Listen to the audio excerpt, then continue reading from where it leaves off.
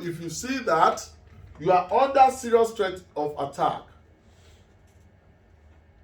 notify your employer, and if you decide not to go to that work because of that reason, no employer will be able to dismiss you or set up a disciplinary action against you for doing that. But you must notify your employer so that they can take the necessary action. Don't use that as an excuse. Oh, somebody's threatening me. Yes, it must be a genuine excuse. And don't take any threat for granted. Is that okay? Professional implication. As well as abiding by the various laws in relation to using force in the workplace, those supervisors must be aware of professional implications relating to the use of physical intervention. Familiarize yourself with any sector-specific and professional guidance and standard relevant to their area of employment, for example, working in prison or health and social care. The SIA publishes guidance documents periodically. So what this is saying is that sometimes you work in certain sector, the prisons or the health and social care, yes, which you may require to use some excessive force.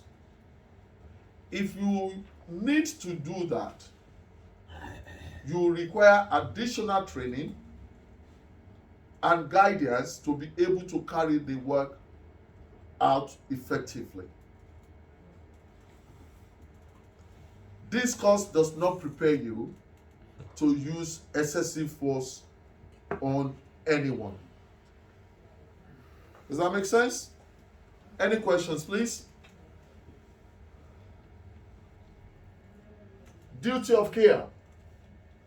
During all physical intervention, it is vital that you talk to and listen to the person being restrained and manage and monitor their safety.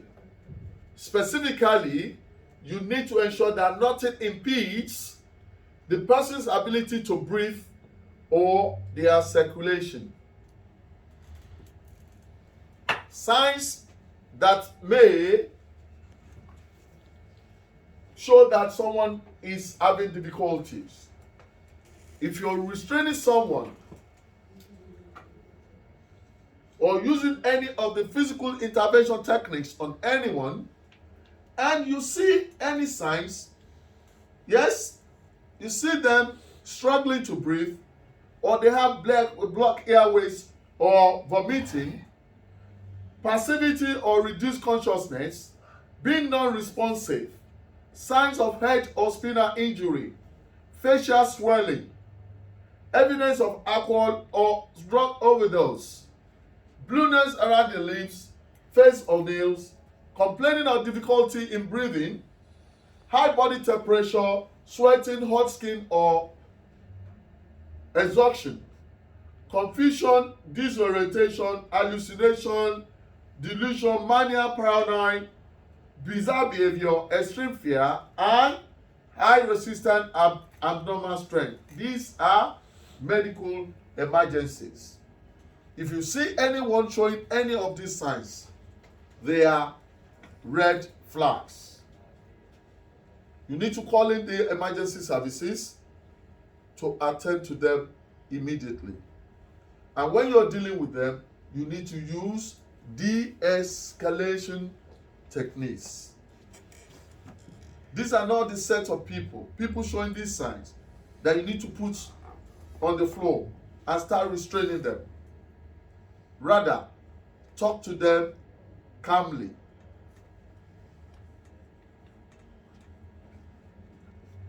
Remember, the longer the restraint is used for, the greater the exposure to risk and complication. We all remember what happened to George Floyd in the United States of America. Yes? When the police officers, when they restrained him for a very long period, he complained, "I cannot breathe." They ignored the warning And what happened? He died. So we don't want a repeat of such situation. So for whatever reason, no matter how challenging the situation is, if you're restraining someone and there is any signs of difficulty as mentioned, you should stop restraint and attend to their concern.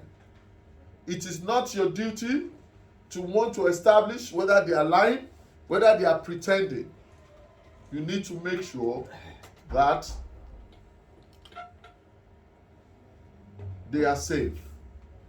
You monitor them, their safety, and ensure that your own safety is also in order. Do not jeopardize your safety at any point in time.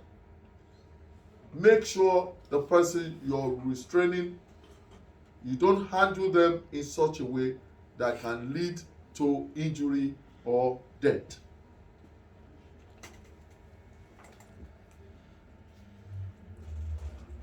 Positive alternative to physical intervention. What does that mean? What are the things you can do as an alternative to physical intervention?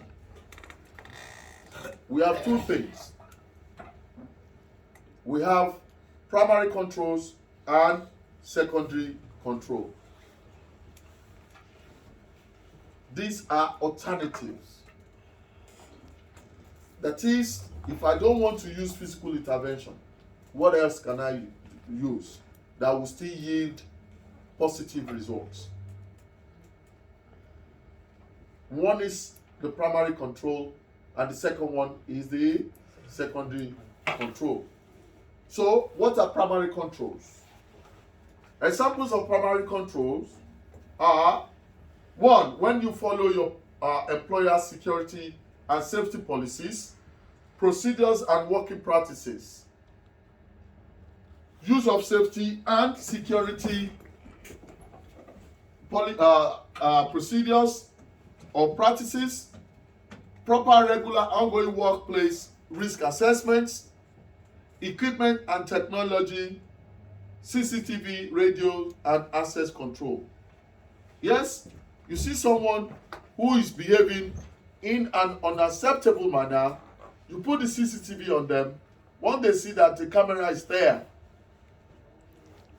they will be conscious of what they are doing. Yeah. And if they refuse to, that is an evidence that you can use against them in the law court, if need be. Mm-hmm. Positive and proactive service delivery. All this will help you to yield a positive result rather than using physical intervention. The second one is the secondary control. These are things such as the use of positive and effective communication skills, deterrent through staff presence, conflict management skills, early intervention, diversion, redirection, switching, passing the baton, and seclusion. Defensive physical skills. Defensive physical skills are method used to try to prevent yourself getting into problems in the first place. This includes, or this will enable you to recognize danger, avoid it, manage it, or react to it safely, usually involving no use of force. This is another way to handle situations. You see a problem or you see a situation. You recognize that this is a danger. First thing you want to think of is, can you avoid it? Can you manage it? If you cannot manage it, can you react to it safely?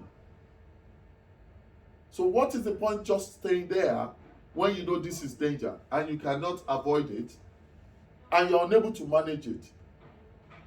Reacting to it safely could be to call for support. It could be for you to pass the baton either to your superior or to your colleague or to the management. Defensive physical skills include risk assessment, calling for support, your positioning, your stance, boundaries, barriers, and the exit routes. You can use that. You are in a hot argument with someone, right? Give them the impression you're coming back. Give them the impression, don't give them the impression you are running away. But in reality, you are running away from the scene. Tell them you just got a call. You need to attend to it. Or you're going to call someone to attend to that situation. That will allow you to get out of the scene for someone else to deal with the situation. Physical intervention skills enable you to protect yourself, protect others, escort people away from incidents using low levels of force. Physical intervention skills include guides, deflection, blocks, escorting holds, disengagement techniques, and restraint. For you to be able to restrain someone on the ground, or standing, or sitting down, you must be able to justify it.